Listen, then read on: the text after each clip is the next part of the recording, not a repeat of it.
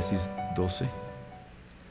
Vamos a leer del versículo 1 hasta el versículo 5. Pero Jehová había dicho a Abraham: vete de tu tierra y de tu parentela y de la casa de tu padre a la tierra que te mostraré. Y haré de ti una nación grande, y te bendeciré y engrandeceré tu nombre, y serás bendición. Bendeciré a los que te bendijeren, y a los que te maldijeren maldeciré, y serán benditas en ti todas las familias de la tierra.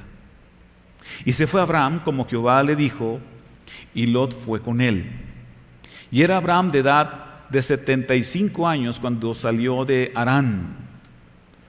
Tomó pues Abraham a Sarai su mujer y a Lot hijo de su hermano y todos sus bienes que había ganado y las personas que habían adquirido en Harán, y salieron para ir a tierra de Canaán, y a tierra de Canaán llegaron.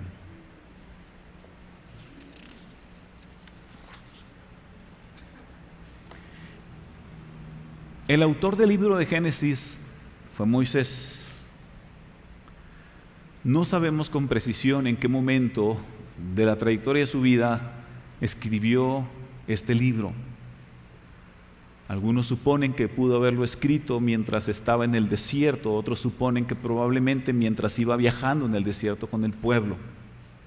Lo cierto es que Dios inspiró con su Espíritu Santo a Moisés a escribir estas palabras para dejarnos a nosotros este rico legado que sigue haciendo eco en nuestras vidas hasta el día de hoy. Abraham, que esta parte lo que vamos a tratar el día de hoy, su vida, vamos a estar hablando acerca de los patriarcas, y en este caso Abraham es un hombre que efectivamente es muy honrado y muy reconocido en todo el mundo hasta el día de hoy, incluso por las religiones más grandes del mundo. El mismo Islam, los musulmanes, también creen en Abraham y lo honran. Ellos proceden de los árabes proceden de Abraham, son ismaelitas.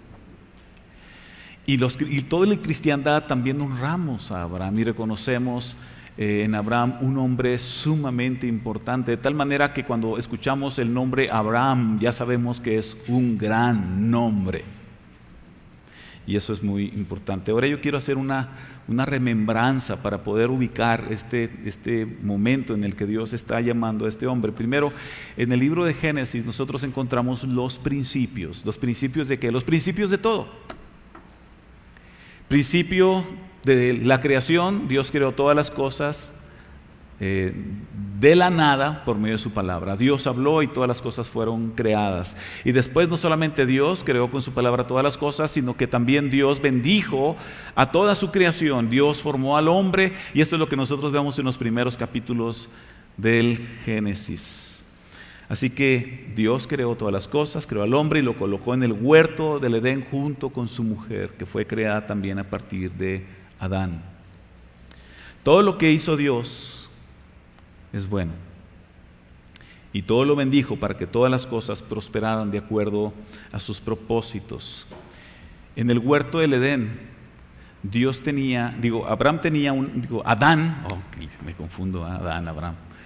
Adán tenía una comunión muy especial con Dios.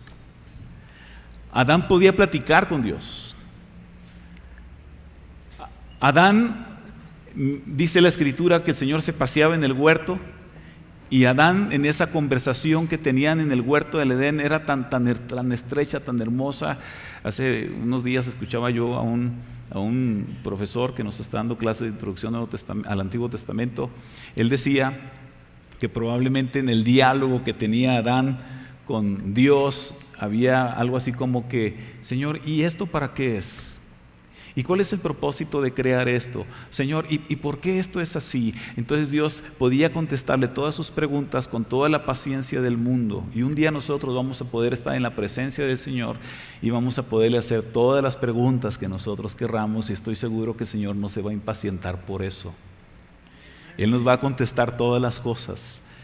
Ese Adán, el primer hombre sobre la faz de la tierra que era perfecto, Dios tenía esa comunión estrecha y hermosa. Adán seguía los pasos de Dios. Adán podía tener esa comunión con Dios. Adán podía considerar seriamente a Dios como su guianza. No había duda alguna en ello. Sin embargo, algo pasó. Escribe Moisés que en el huerto Satanás tentó a Adán y Adán pecó. Me llama la atención que en todo el resto de las escrituras no menciona que Eva haya pecado primero, que sí en Génesis narra cuidadosamente que Eva fue la que tomó del fruto prohibido, pero el responsable es Adán, porque Adán es la cabeza federal de toda la humanidad. Y nosotros vemos que Adán y Eva pierden su comunión con Dios, son expulsados del huerto, y a partir de ahí empieza a haber una serie de consecuencias resultado de la caída del hombre en su pecado. La muerte ahora impera en toda la humanidad.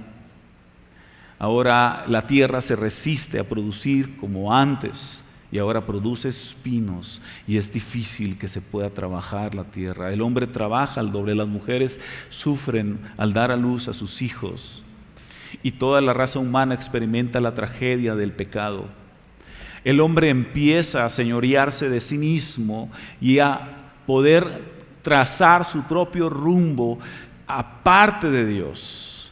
Ya no quiere entonces obedecer a Dios, sino ahora quiere hacer su propia voluntad y empieza a experimentar una serie de consecuencias. Mientras que el Padre Eterno había educado y guiado a la criatura humana, el hombre ahora se aparta de Dios, se pierde ese primer pacto que Dios le hizo a Adán, y por quebrantarlo sufrimos las consecuencias. Nosotros podemos decir: ¿por qué la regaste, Adán? Si no hubieras pecado, no estaríamos ahorita batallando y no estaríamos en un México lleno de conflictos, problemas, de corrupción, de narcotráfico y de maldad. Estaríamos todos muy hermosos, muy contentos, y no habría esos problemas. ¿Cómo me hubiera gustado, dirá alguien, ser Adán y no hubiera hecho lo que hizo Adán? La verdad de las cosas es que tú hubieras hecho lo mismo o hasta peor, porque Adán fue creado perfecto y él en su perfección falló. Ahora, el hombre que fue destituido de la gloria de Dios, vemos el desenlace de la historia en que la maldad se multiplica, y vemos que Dios tiene que enviar un diluvio, es un juicio, y destruye a toda aquella humanidad. Solamente se salva una familia. De esa familia proceden todas las naciones que actualmente conocemos. Luego eventualmente la maldad se sigue, porque parece que el diluvio hubiera barrido la maldad, pero no es así. En la medida que fue creciendo otra vez la población humana, la maldad también fue creciendo y llegamos a la Torre de Babel. El hombre quiso levantar una torre, hacerse un gran nombre antes de que fueran esparcidos por toda la tierra. Dice la Escritura, el Señor descendió, y una vez que descendió dijo: bajemos y confundamos su lengua para que no lleven a cabo este propósito del cual no van a desistir. Y los confundió ahí, y nosotros ahora sabemos por qué algunos batallamos para entender el inglés, el alemán, el ruso, hasta el portugués algunos, pero obviamente esto debido a que hubo una confusión en las lenguas. Todas estas son consecuencias del pecado. Sin embargo, llegamos a este punto en el que después de la Torre de Babel, Sem, Cam, Jafet, todos se empezaron a poblar toda la tierra, y eventualmente llegamos hasta Mesopotamia, que era la cuna de la civilización, la conocida media luna creciente o fértil, que estoy hablando de Irak, la actual Irak, Ahí fue donde inicia la cuna de la civilización, fue una población sumamente importante. Entonces imagínate una ciudad, Ur de los Caldeos, era una ciudad muy importante, próspera, con una población muy grande. Habían construido ya una ciudad relevante, era seguro vivir en una ciudad, ahí con los familiares y amigos y conocidos se podía hacer una carrera, así como en nuestros días. Las personas procuran vivir en las ciudades porque vivir aislado siempre es un riesgo, como que concede un poquito más de seguridad. Ahorita ya quién sabe, ¿verdad? Ya no sabemos si es más seguro estar en el campo o estar aquí. Pero la verdad de las cosas es que entonces estar en la ciudad era como más seguro. Así que es en esas condiciones donde Abraham crece con su padre Taré, con sus hermanos. Y él está muy contento y conoce a Sarai, una mujer muy hermosa que viene siendo su prima también, por cierto. Y finalmente se casa con ella, pero resulta que Sarai es estéril. Entonces, Abraham es un hombre que conforme van pasando los años, se está haciendo cada vez más viejito, llega a la edad de 75 años de edad. Sarai tenía como cerca de unos 64, entre 64 y 66 años, 60 y tantos más o menos tenía Sarai. Ya podían tener su credencial del INSEN. Eran ancianos. Y Sarai era estéril. Yo quiero que veamos y consideremos cuidadosamente estas condiciones porque van a tener relevancia ahorita que empiece a hablar detalladamente de lo que se trata, lo que Dios está hablándonos a nosotros. Entonces, en esas condiciones, Abraham también era un hombre que iba conforme la corriente o la moda de su tiempo. En Ur de los Caldeos se adoraba al dios Luna, o a la diosa Luna, mejor dicho. Y en Aram, que era el pueblo donde viajaron, eventualmente tanto Lot como el padre de Abraham, Taré, cuando llegaron a Aram, en Aram también se adoraba a la diosa Luna. De tal forma que podemos afirmar esto: el padre de Abraham era un idólatra y Abraham también adoraba a esos dioses. Era un hombre que no conocía a Dios, que estaba perdido realmente. Esas eran las condiciones de Abraham. Y entonces nosotros llegamos a este pasaje tan glorioso donde dice: pero el Señor había dicho a Abraham, dice la Reina Valera 60. Me gusta esta versión porque trae mucha claridad. Dice: pero Jehová había dicho a Abraham: vete de tu tierra y de tu parentela y de la casa de tu padre a la tierra que te voy a mostrar. Si nosotros vemos unos versículos anteriores en el capítulo 11, yo quiero que vayas ahí al versículo 27 del capítulo 11 de Génesis, y dice así: estas son las generaciones de Taré. Taré engendró a Abraham, a Nacor y a Harán, y Harán engendró a Lot. Y murió Harán antes que su padre Taré en la tierra de su nacimiento, en Ur de los Caldeos. Y tomaron a Abraham y Nacor para sí mujeres. El nombre de la mujer de Abraham era Sarai, y el nombre de la mujer de Nacor, Milca, hija de Harán, padre de Milca y de Isca. Mas Sarai era estéril, no tenía hijo. Y tomó, ¿qué dice ahí? Taré, era el padre de Abraham, Taré a Abraham su hijo, y a Lot, hijo de Harán, hijo de su hijo, y a Sarai su nuera, mujer de Abraham su hijo, y salió con ellos de Ur de los Caldeos para ir a la tierra de Canaán, y vinieron hasta Harán y se quedaron allí. Interesante.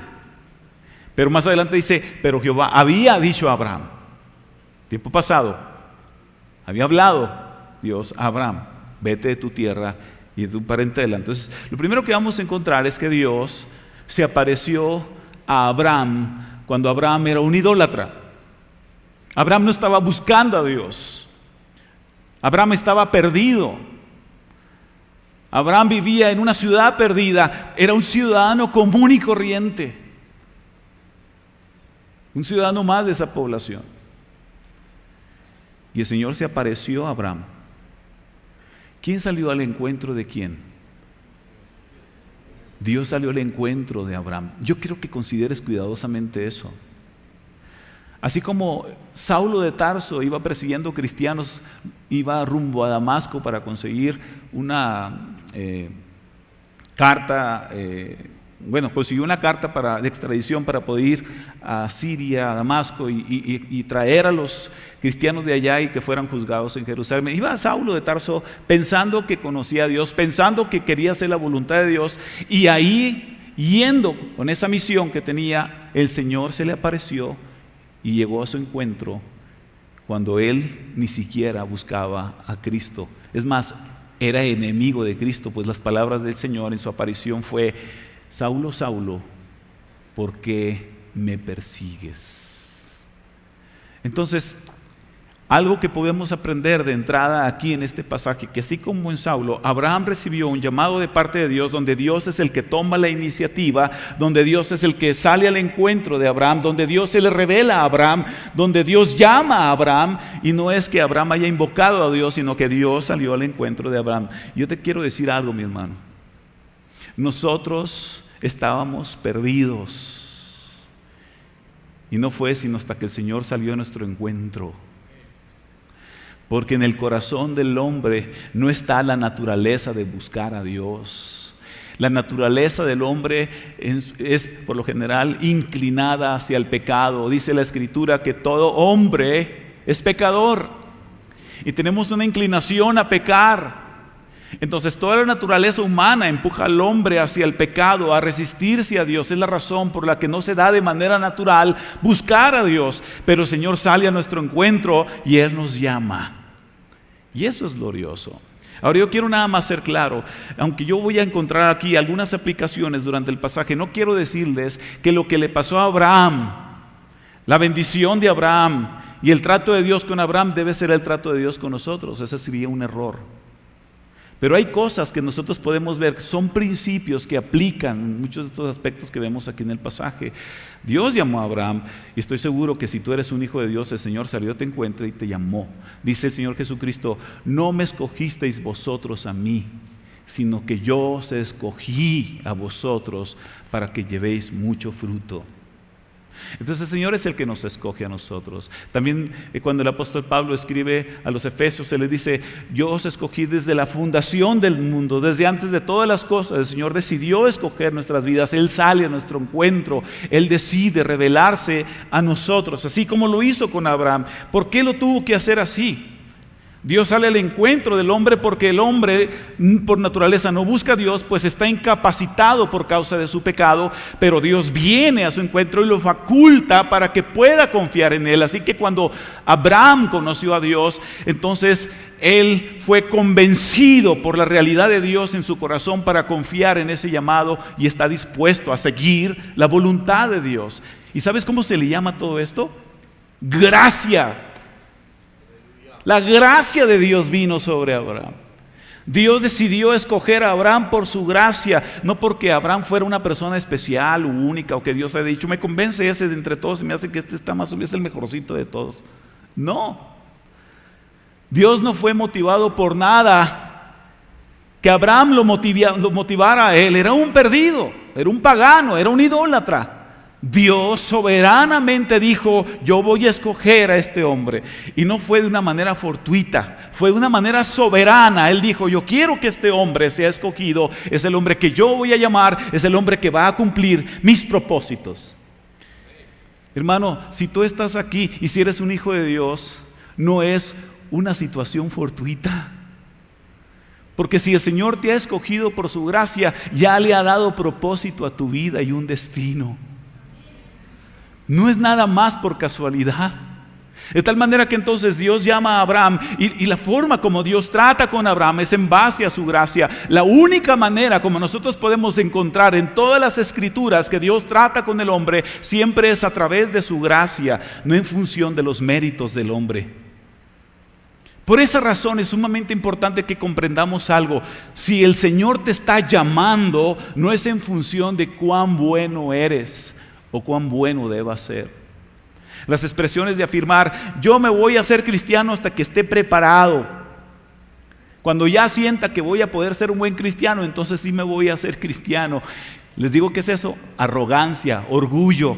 Y la Biblia dice que Dios resiste a los soberbios, pero da gracia a los humildes. Él espera que nosotros podamos venir delante de Él y reconocer, Señor, yo soy un pecador, el más vil pecador, no merezco de ti, por eso estoy aquí. Las iglesias son como un hospital, ya les había dicho.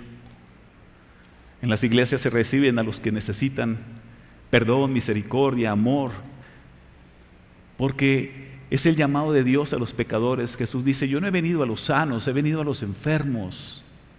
Y lo primero que debemos saber es que el trato de Dios con nosotros siempre es en base a su gracia, no en función del mérito.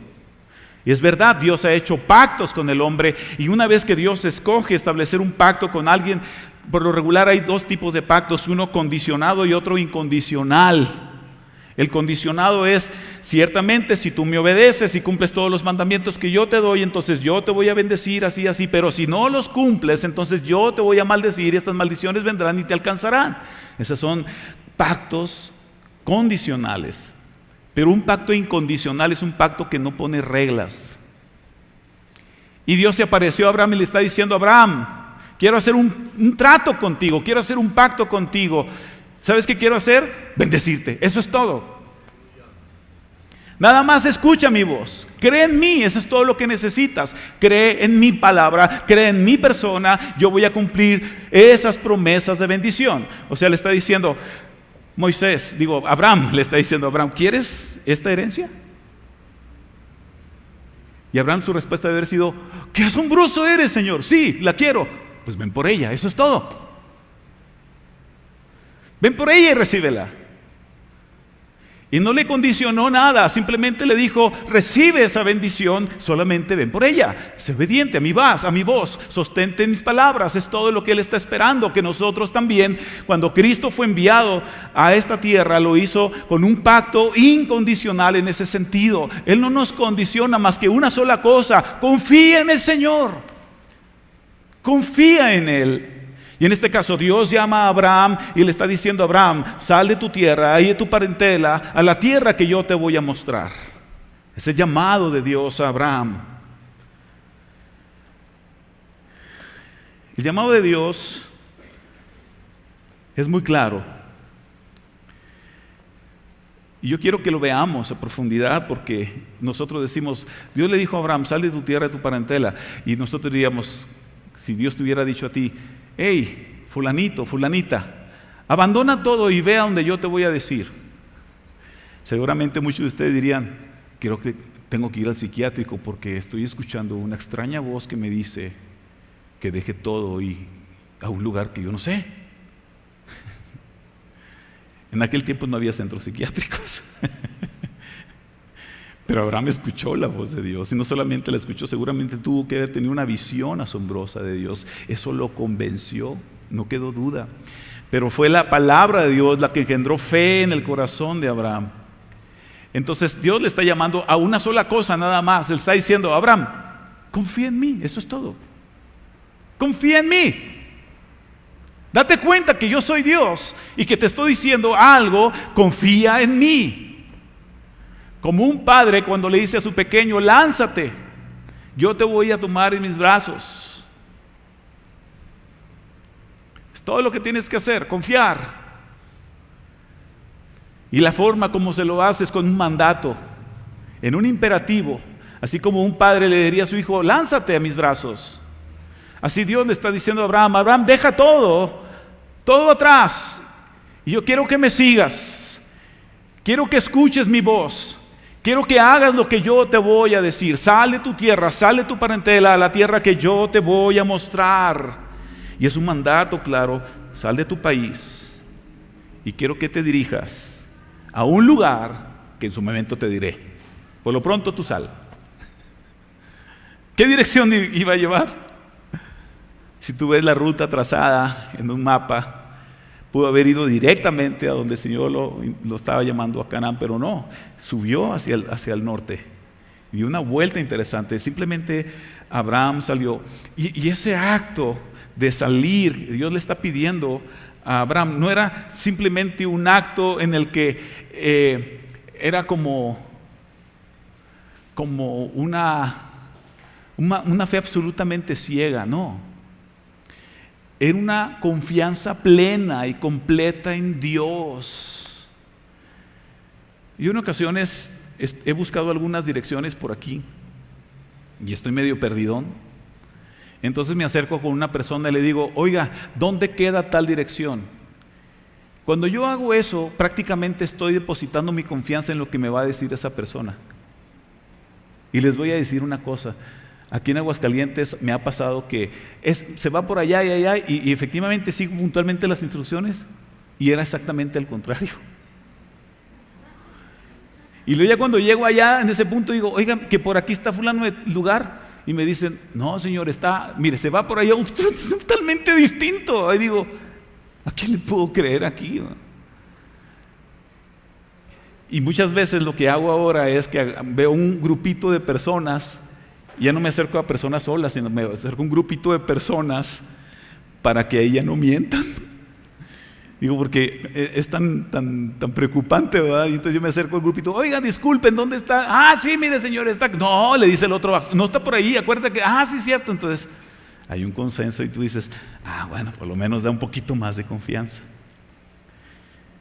Pero cuando tú estás escuchando a una sola persona y estás escuchando decir, vas a irte por donde yo te voy a ir indicando, estás prácticamente confiando en esa persona.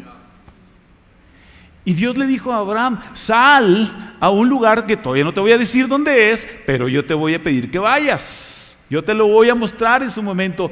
Y Abraham escucha la voz de Dios, entiende el llamamiento de Dios, conoce al Señor y dice, Señor, yo te creo. Y yo voy hacia donde tú me indiques.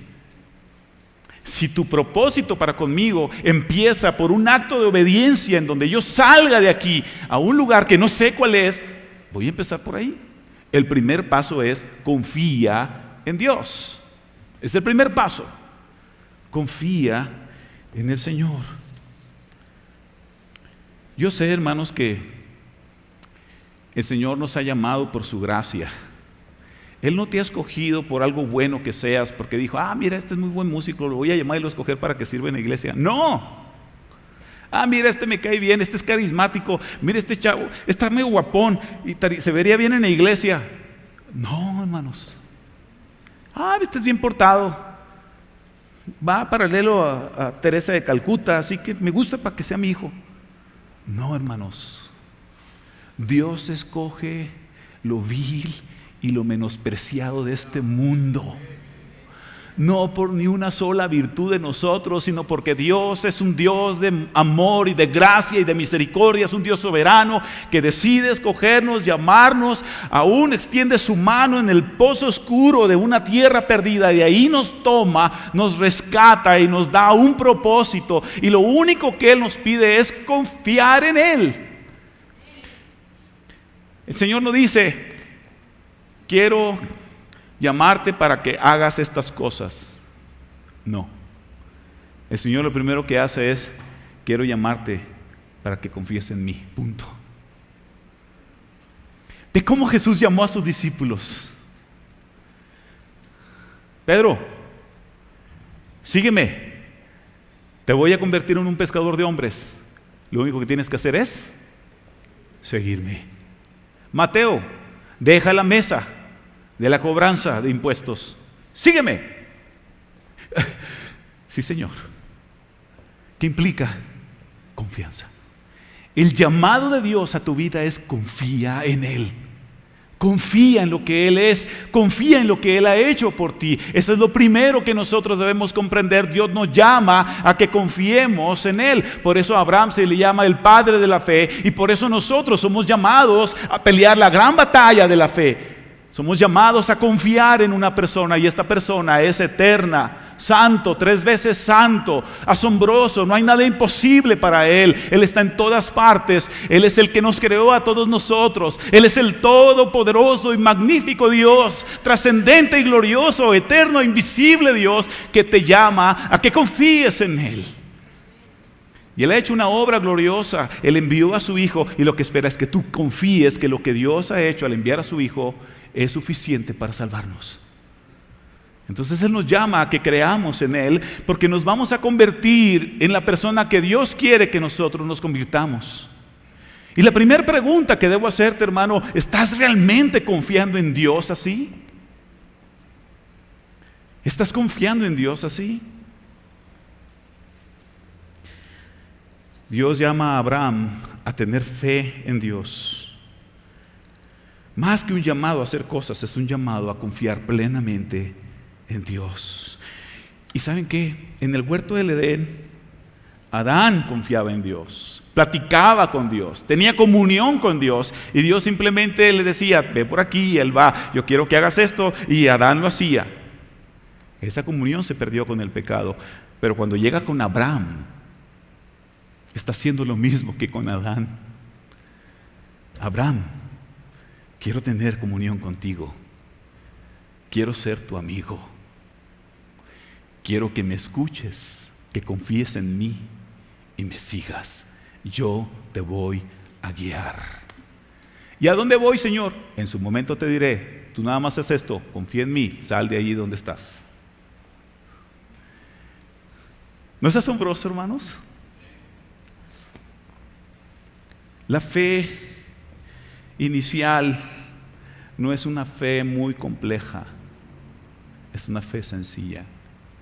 Confía en el Señor.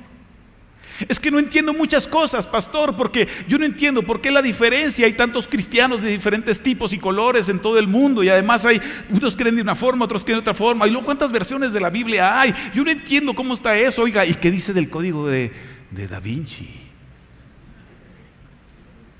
No te metas en tantas cosas ahorita.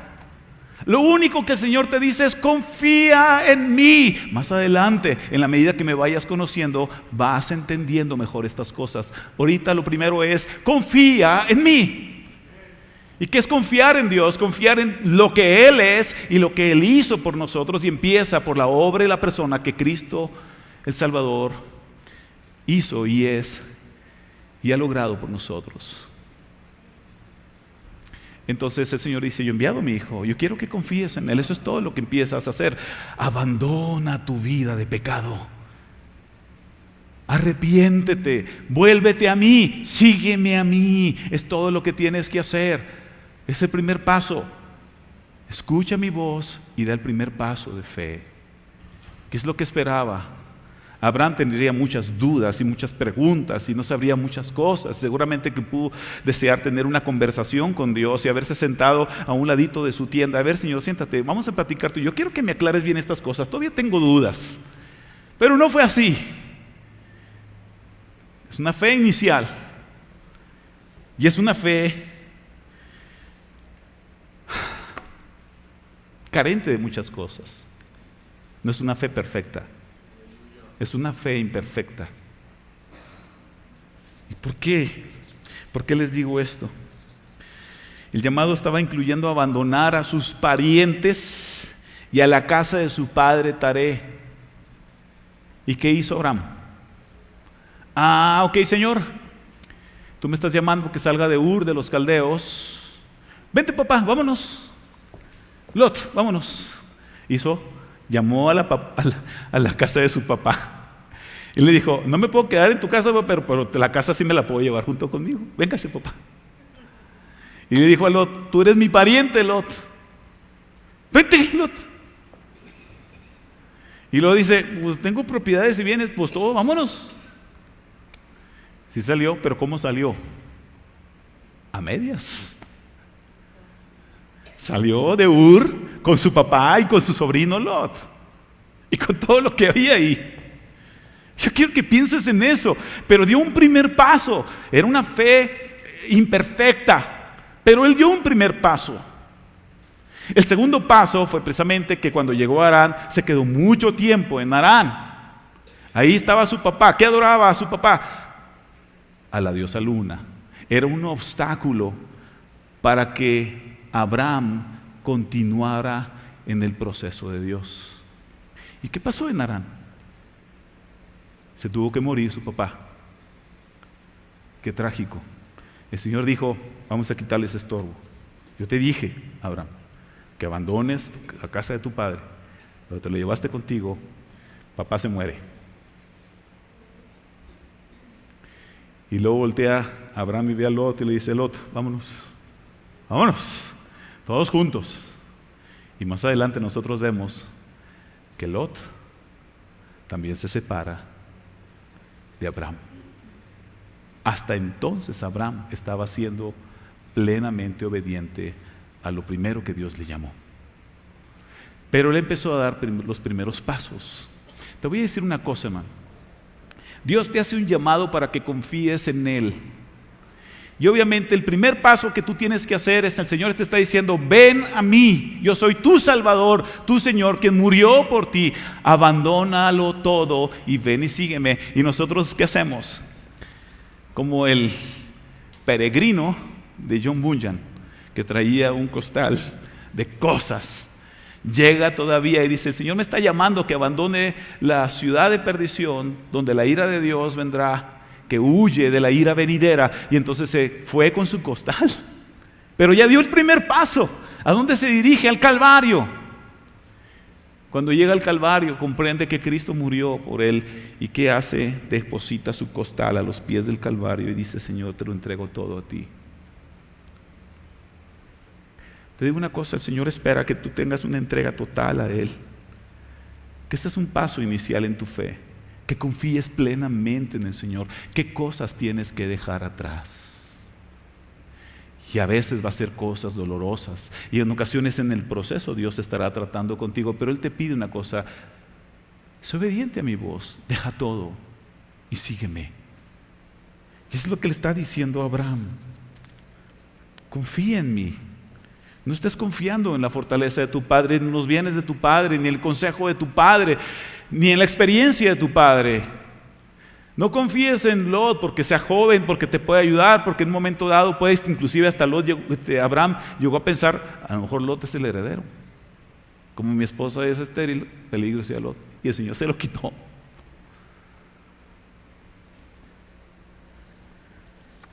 Entonces este llamado incluye abandonar a sus parientes, a la casa de su padre. También es un pacto incondicional en el que Dios le dice: nada más te voy a pedir, cree en mí, y lo único que vas a hacer es creer en mí, escuchar mi voz, llevar a cabo lo que te estoy diciendo, y sabes que vas a tener una triple promesa de bendición. Una triple promesa de bendición, y ahorita voy a hablar acerca de esa triple promesa de bendición. Hermanos, no debemos subestimar la gravedad de la decisión que Abraham tuvo que tomar. Ponte en los zapatos de Abraham, arreglando la maleta y las cosas, levantándole sus compas, viéndolo. ¿Qué te pasa? ¿A dónde vas, Abraham? Pues Dios me habló y me dijo. ¿Cuál Dios? Pues el Señor mi Dios me habló y me dijo que me saliera de aquí. ¿Y a dónde vas? Pues no sé. Me dijo que saliera. Él me va a decir en dónde, a dónde voy a ir. Abraham, estás mal. Se te zafó un tornillo. Estás loco. Aquí tienes todo. Aquí hay una tradición. Aquí está la prosperidad. Aquí está la seguridad. Aquí puedes crecer hasta donde tú quieras. Puedes tener grandes logros, grandes éxitos, Abraham. Puedes hacerte un gran hombre. Tal vez fallaron los de la Torre de Babel, pero aquí tú puedes hacer fama, ser famoso. Oye, Abraham, ¿por qué no nos das un discurso y nos convences a todos y nos volvemos y hacemos un negocio? Y Abraham les dice, esto no viene en la escritura, pero yo supongo que pudo haber sido. Y Abraham le pudo haber dicho: ¿saben qué? Discúlpenme, pero no puedo. Voy a salir de este lugar. Abraham, ya se te zafó un tornillo. ¿Te imaginas a Noé construyendo un arca cuando no llovía? Noé, ¿qué se te zafó un tornillo, Noé? ¿Vas a construir un arca? ¿Estás loco? Y vas a dedicar años construyendo un arca. Y fueron pasando los años y no llovía, y la gente se empezó a burlar de Noé. Así con Abraham, armando sus maletas sin saber a dónde iba a ir, simplemente salió de esa tierra sin rumbo fijo, más lo que Dios le fuera diciendo como si fuera el GPS. Así, ¿a dónde quieres que vaya? Tú da los primeros pasos, sal por ahí, y voy por allá. ¿Y a dónde voy? Tú sigue adelante. Yo te voy a decir a dónde vas a ir. Y ahí fue caminando. Yo quiero preguntarte, ¿qué harías tú estando en el lugar de Abraham? Le digo algo. Levanten la mano todos los que ya vieron a Cristo. A ver.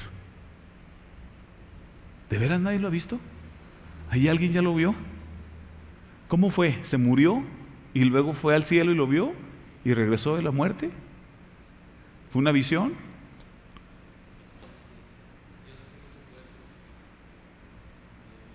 Wow. No entendemos cómo fue. Pero les voy a decir una cosa, la gran mayoría de nosotros no hemos visto a Cristo.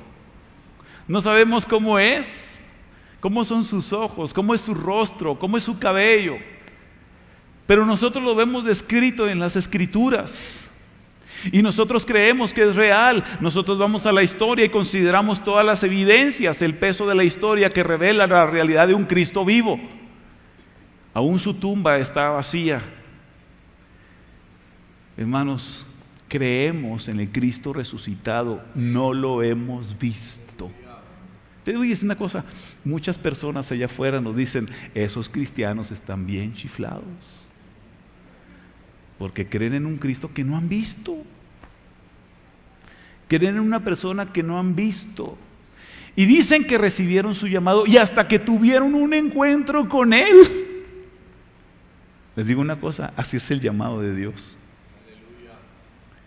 Y dar el primer paso de fe, Señor, yo creo a tu palabra porque nos la has revelado en las Escrituras y tú nos has dicho que tú has enviado a tu Hijo Jesucristo para morir en la cruz del Calvario y pagar por todos nuestros pecados en sustitución nuestra. Has tomado nuestro lugar y has muerto por nosotros. Nosotros creemos esto. 2000 años de iglesia, hermanos.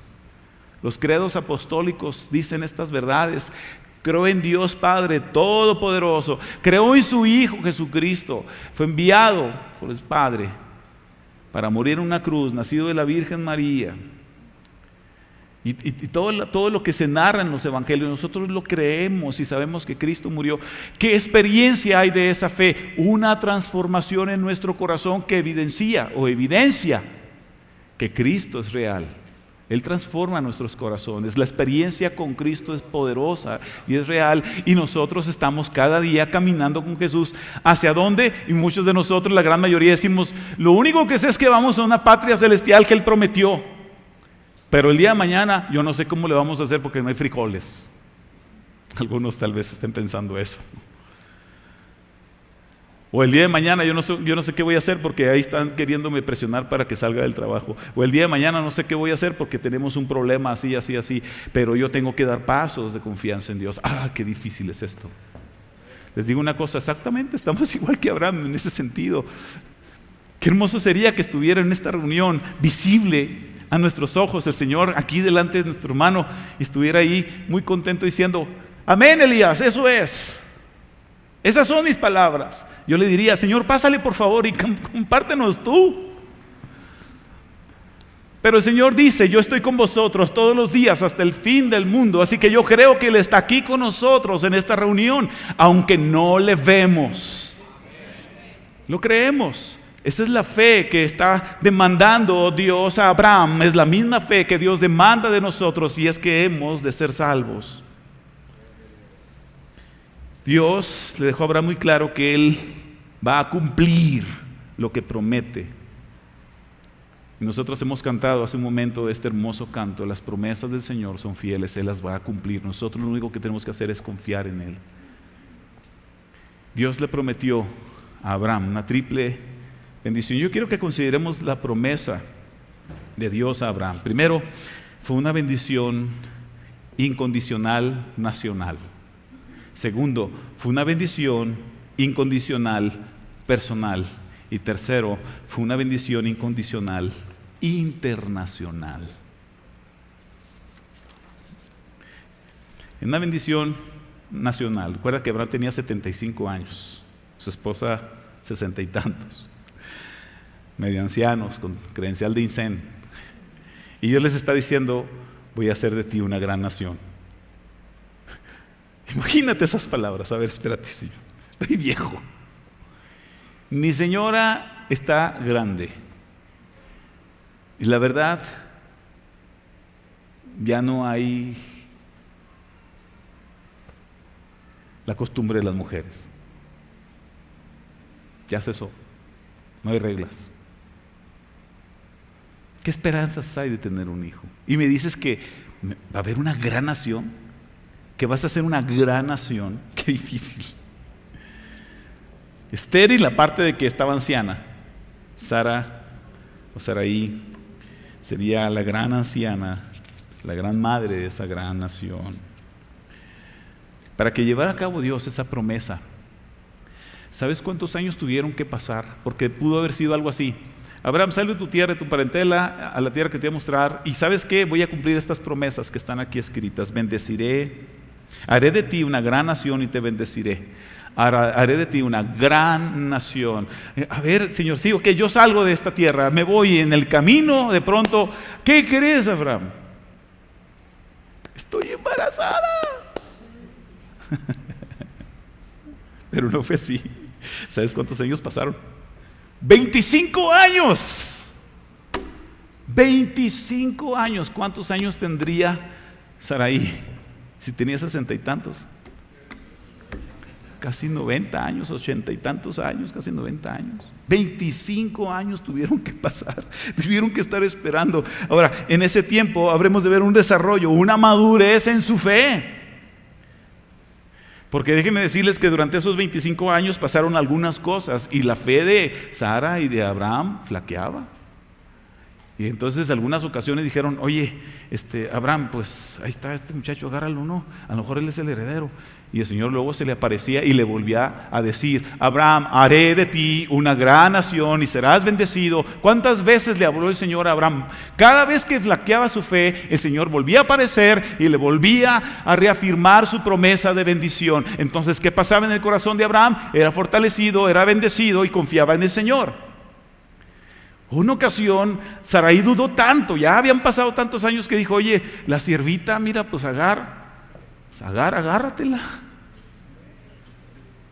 A lo mejor es por ahí. La fe de Abraham y la fe de Saraí flaqueó. Y dieron a luz a Ismael. ¿Y sabe qué pasó? Que el Señor volvió a aparecer a Abraham, le dijo, Abraham, no es Ismael. Haré de ti una gran nación. Sí, lo voy a bendecir, pues ya que la regaste.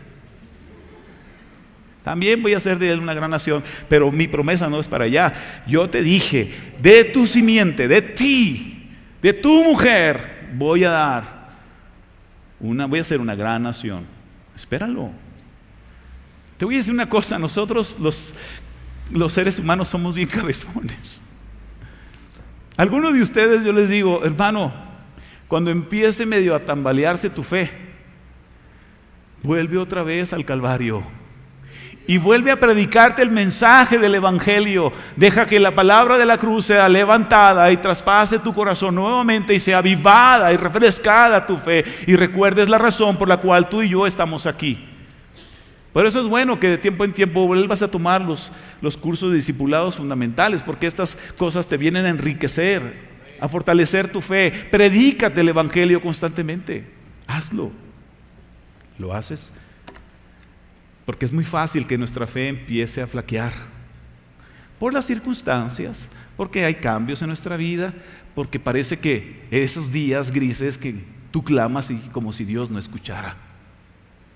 Vuelve otra vez al Evangelio y predícate el mensaje del Evangelio una vez más. Es importante que vuelvas a escuchar la palabra de Dios. La palabra dice que la fe viene por el oír y el oír por las palabras de Cristo. Abraham necesitaba escuchar constantemente la voz de Dios, la palabra de Dios, para que su fe volviera a cobrar fuerza. Si tú te alejas, hermano, de la iglesia, si tú te alejas de la palabra de Dios, si tú te alejas de estar escuchando la palabra de Dios, tu fe empieza a flaquear, es obvio. Empieza a desvanecerse. Por eso, aprendemos este principio. Dios siempre tiene su tiempo para que podamos recibir sus bendiciones de acuerdo a nuestra preparación para recibirlas. Otra vez, Dios siempre tiene su tiempo para que podamos recibir sus bendiciones de acuerdo a nuestra preparación o madurez para recibirlas. ¿Cómo salió? ¿Con qué fe salió Abraham de Ur? Una fe defectuosa, imperfecta, necesitaba ser pulida, y fue pulida en el transcurso. Cuando tenía la fe fortalecida, robustecida, entonces Dios les concedió un hijo, les dio Isaac. Cuando ya estaba listo para recibir la bendición, no antes, porque pudo haber sido desviado de los propósitos de Dios. Te digo algo, a lo mejor tú estás batallando en ciertas cosas en tu vida y estás pidiendo al Señor, ya bendíceme, Señor, ya. Oye, qué mala onda, Señor, parece que tienes la mano cerrada y no me bendices. En su tiempo, cuando tú crezcas y madures y estés preparado para recibir esa bendición, no antes, y tampoco será después. El postergarlo depende de tu avance, de tu madurez cristiana, de tu fe. Por eso espera en el Señor, confía en el Señor. Por eso el canto me gusta como dice también, alma mía, espera en el Señor. El Señor nos va a bendecir. Así es, así lo dice el salmista David, y así lo creemos nosotros, y así lo creyó Abraham. ¿Cuántos años? 25 años para poder recibir las promesas de Dios, y empezó con un niño. No vinieron gemelos, porque a lo mejor Sarai puede haber dicho, ya viejita, ojalá el Señor me dé trillizos y ya de una sentada poblamos el mundo. Pero no fue así, ¿verdad? Un hijo, Isaac, fue todo. Fue una bendición no solamente nacional, porque de ahí nacería una gran nación, el pueblo de Israel. A eso se refiere. Pero también una bendición incondicional, personal. Sin lugar a dudas que eso significaba prosperidad material y una protección extraordinaria y una muy buena fama.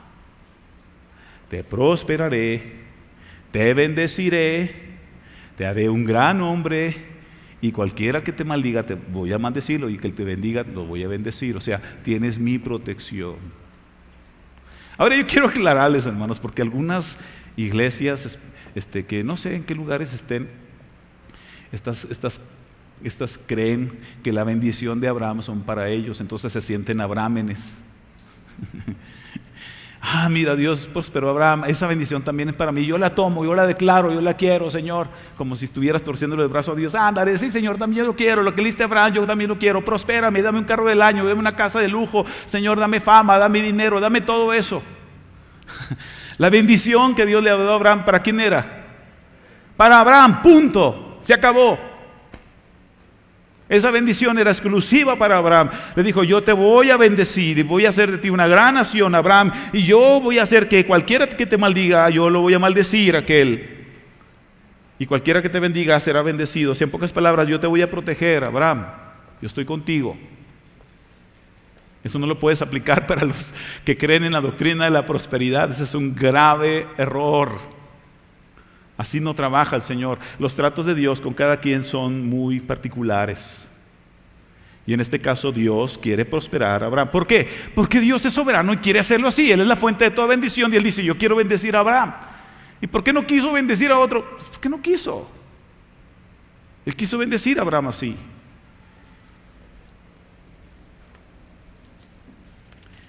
Eso es muy importante, hermano, que nosotros sepamos, es prerrogativa de Dios bendecir de esa manera a quienes Él desea hacerlo. Hermano, no te angusties por si Dios ve el corazón de alguien y Dios lo quiere bendecir entre nosotros, y tú dices, ¿por qué aquel está prosperando muy bien y yo no?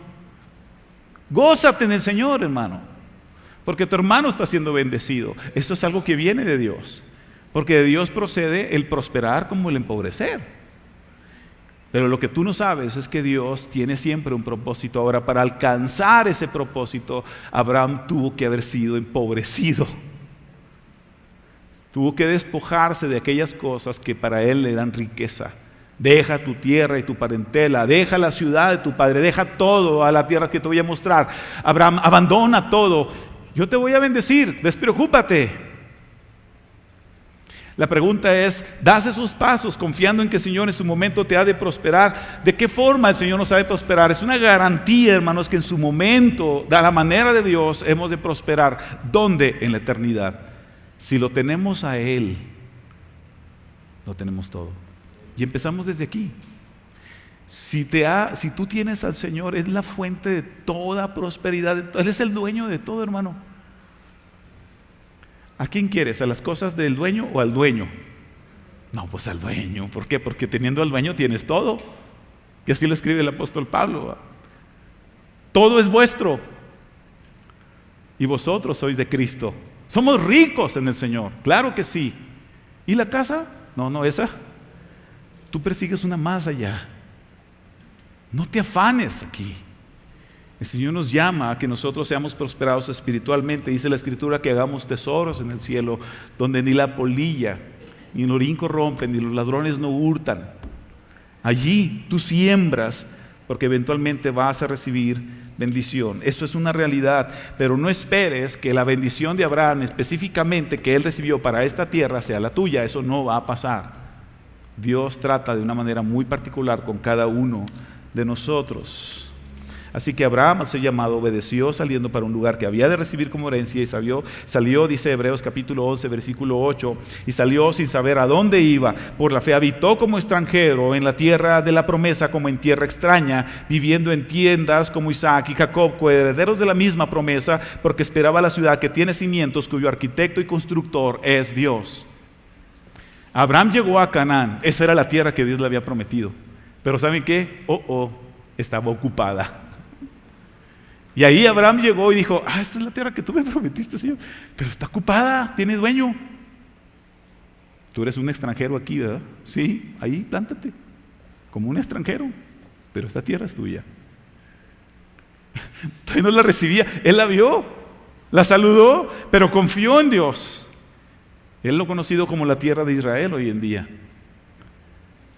Pero Abraham llegó allí como un extranjero y ahí vivió como un extranjero en la tierra que Dios le prometió. Les digo una cosa, el Señor ha hecho de nosotros reyes y sacerdotes para Dios.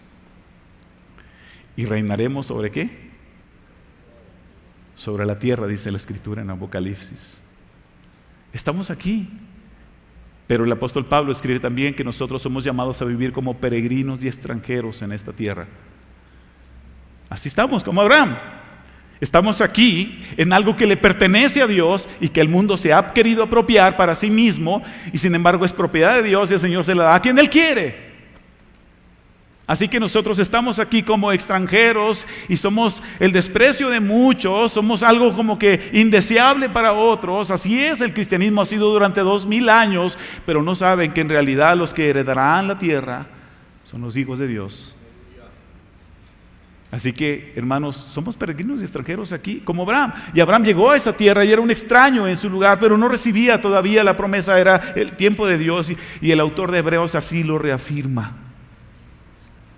Cuando Jesús vino, hermanos, Jesús no vino siendo rico, vino y era pobre.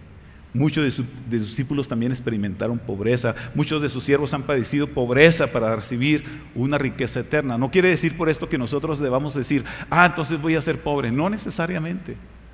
Dios no está peleado con las riquezas, porque Dios bendijo con riquezas a Abraham.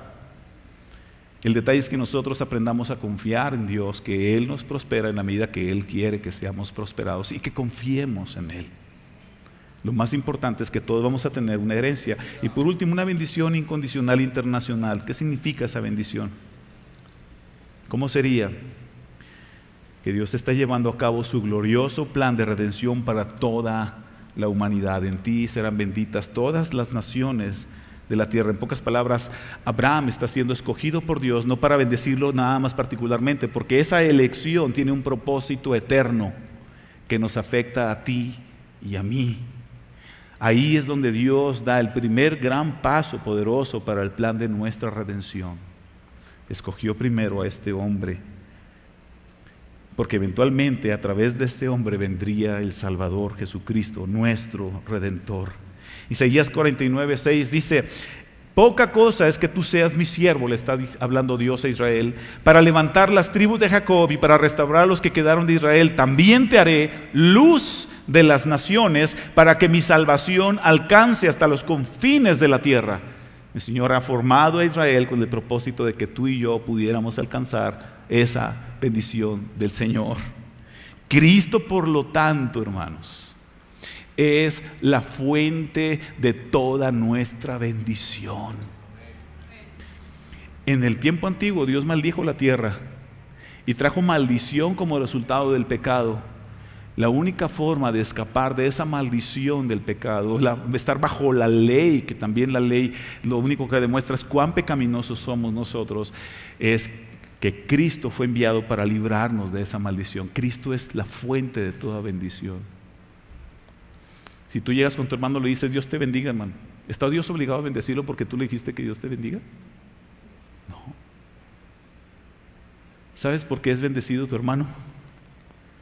Porque el canal de toda bendición es Cristo Jesús, porque la fuente de toda bendición es Cristo Jesús.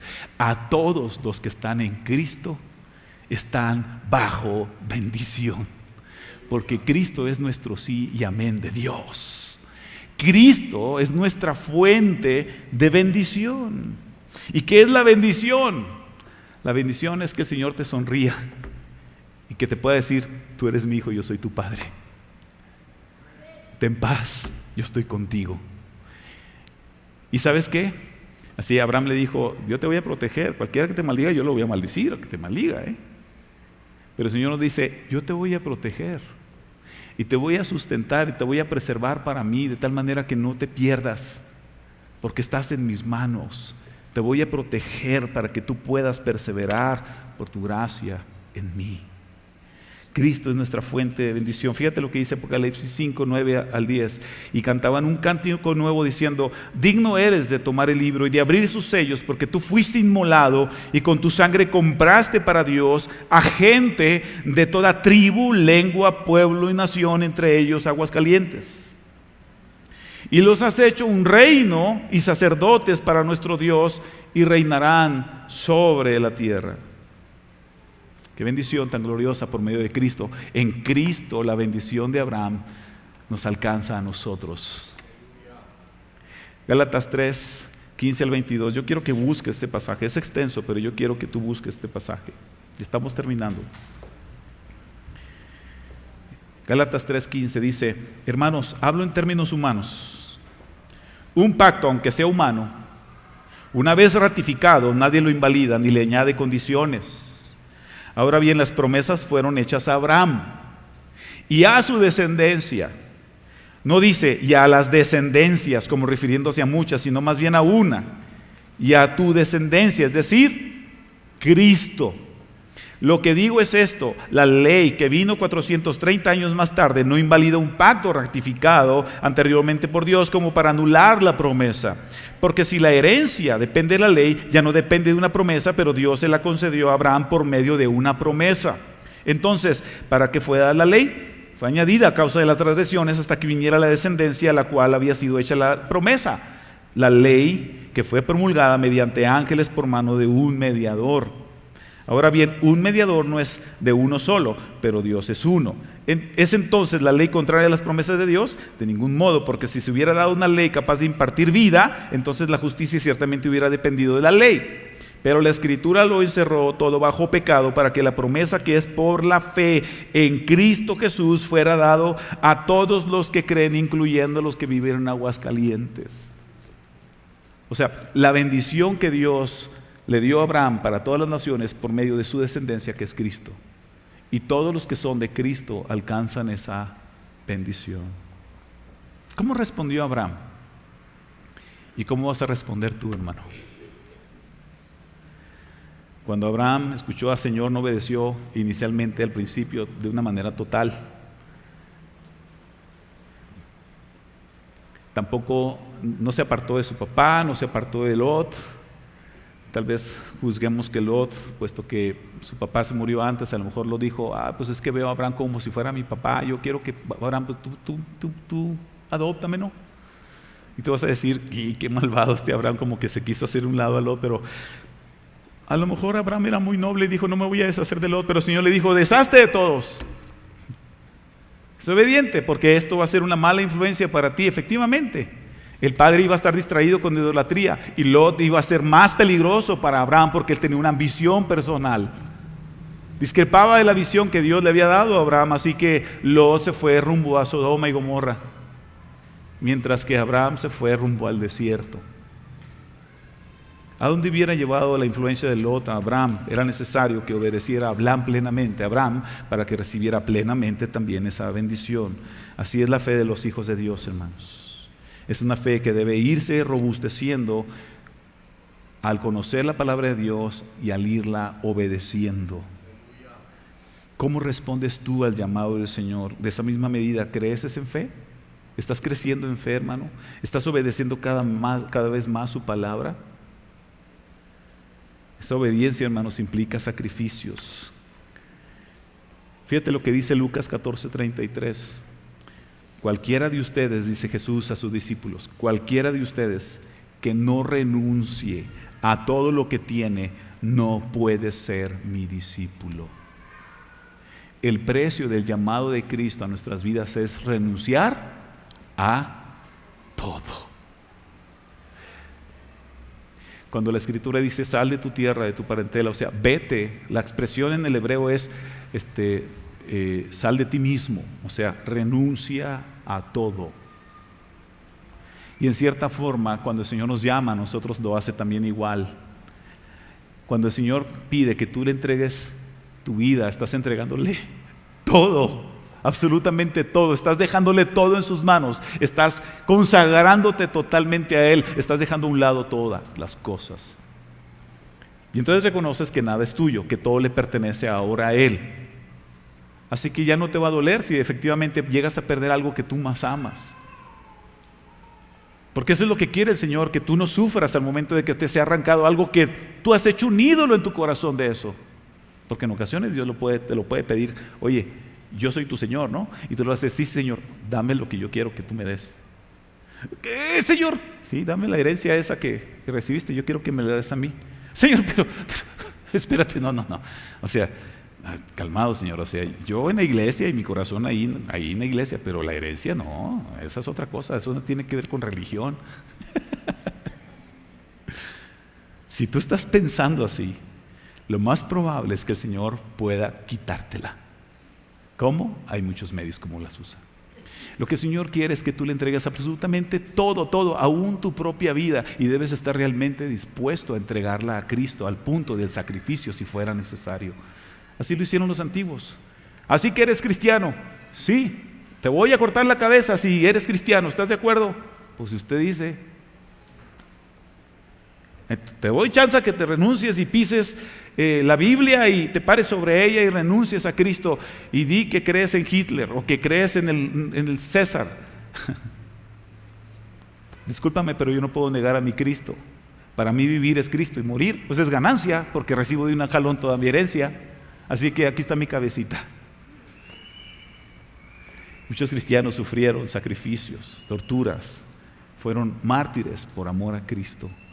Y la pregunta es, ¿en qué medida estás tú dispuesto a consagrar toda tu vida al Señor hasta el punto de perderlo todo por amor a Él? Por eso Jesús dice, ninguno que no abandone todas las cosas no puede venir y ser mi discípulo. Necesitas venir a Cristo y abandonarlo todo. Pero no significa eso, ok, pastor, pues ya ahora pues hasta que me voy a salir de la casa. ¿Por qué? Porque tengo que abandonar todo.